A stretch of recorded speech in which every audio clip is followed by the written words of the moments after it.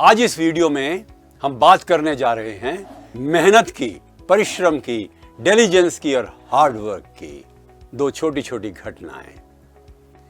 भारत में आधुनिक गणित में सबसे बड़ा नाम है श्रीनिवास रामानुजम का। थ्योरी ऑफ नंबर्स में उनका योगदान अतुल्य है। 33 साल की उम्र में ही दुनिया से जाना पड़ा।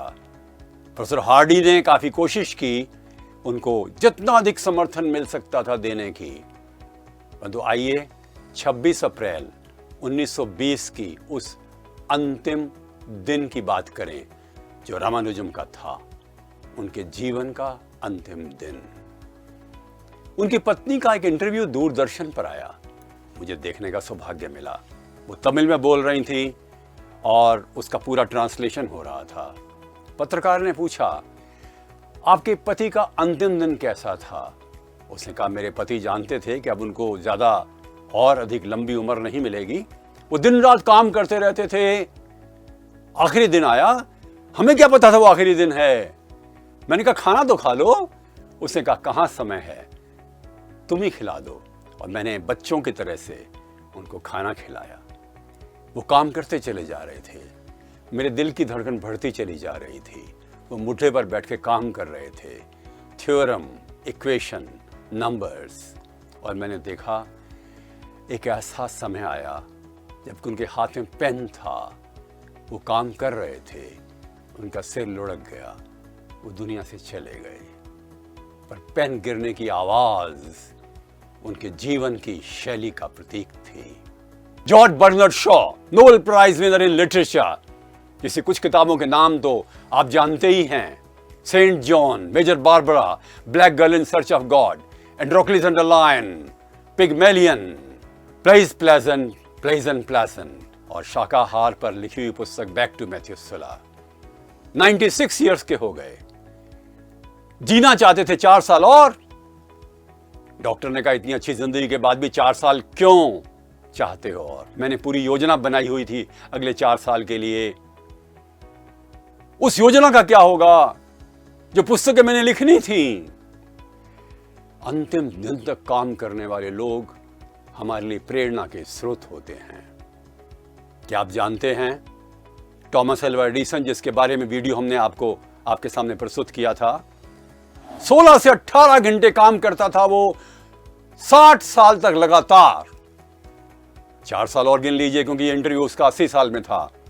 64 साल तक थॉमस अल्वा एडिसन ने 16 से 18 घंटे काम किया। परीक्षण के वक्त अब्दुल कलाम साहब 100 घंटे हफ्ते में काम करते थे।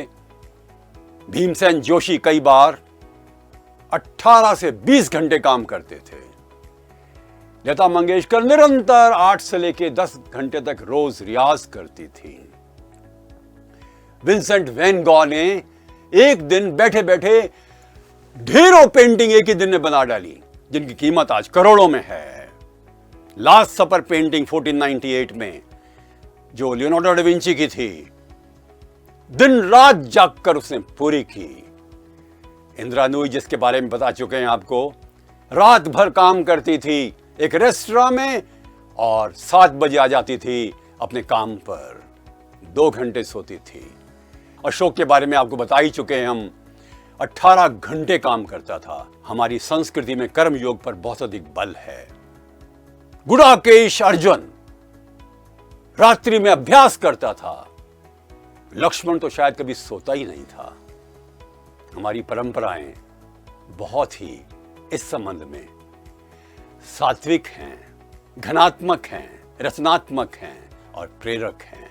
एक से एक नाम मिलेंगे आपको इस विश्व में जिन्होंने अपने परिश्रम के माध्यम से सफलता अर्जित की, नाम अर्जित किया और सेवा भी की। एक के बाद एक ऐसे वैज्ञानिक, सीवी रमन जैसे, जेसी बोस जैसे, जो निरंतर अपनी प्रयोगशाला में बैठे रहते थे और उन्होंने महत्वपूर्ण चमत्कारिक अनुसंधान के माध्यम से हमारे देश का नाम रोशन किया। ए.आर. रहमान, प्रसिद्ध संगीतकार, जब काम करता है तो भूल जाता है क्या रात है और क्या दिन। ऐसे बहुत से और लोग हैं जिनके बारे में कि हम जानते हैं, परंतु आज मैं निवेदन ये करना चाहता हूं, परिश्रम के बिना कोई व्यक्ति आगे नहीं बढ़ पाता। भाग्य है माना, कई बार परिश्रम का पूरा लाभ नहीं मिलता, पर परिश्रम जो किया जाता है वो कभी भी बेकार नहीं जाता। अतः हमें हर समय पर कर्मयोगी बन के मेहनत करनी चाहिए, परिश्रम करना चाहिए, चाहे व्यापार हो, उद्योग हो, अध्यापन हो अथवा हम विद्यार्थी हों। वास्तव में सबसे महत्वपूर्ण गुण इंसान का है कर्मयोग। जैसा भर्तृहरि शतक में लिखा है, देवता उन लोगों पर कृपा करते हैं जो परिश्रमी हैं। ऋग्वेद में लिखा है कि जो परिश्रमी है ईश्वर की उस पर अनुकंपा होती है। सेल्फ हेल्प पुस्तक है सैमुअल स्माइल्स की, वो कहता है हर काम स्वयं करो। उस पुस्तक ने गांधी जी को प्रेरित किया। अर्थात यह समय है नए चिंतन का, मंथन का, विश्लेषण का, कि हम अपने जीवन में समग्र रूप से, सांगोपांग रूप से अपनी शक्तियों का पूरा उपयोग करते हुए श्रम को परिश्रम बनाएं और एक उदात्त भावना से अपना योगदान करते रहें। धन्यवाद।